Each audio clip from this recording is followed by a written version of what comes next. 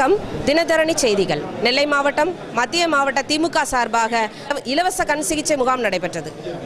இது குறித்து மத்திய மாவட்ட திமுக செயலாளர் அப்துல் வஹாப் நம்மிடம் கூறியதாவது: கலைஞர் அவர்களுடைய முத்தமிழறிஞர் தலைவர் கலைஞர் அவர்களுடைய பிறந்தநாள் விழா 94வது பிறந்தநாள் விழா வைர விழாவை முன்னிட்டு நடைபெறுகின்ற கொடியேற்று விழா இலவச கண் சிகிச்சை முகாம் 47வது வட்டக்கழகத்தின் சார்பாக நடைபெறுகின்றது. இதில் ஏராளமான பொதுமக்களும் கழக தோழர்களும் கலந்து கொண்டு சிறப்பித்திருக்கிறார்கள் என்பதை மகிழ்வோடு தெரிவித்துக் கொள்கிறேன்.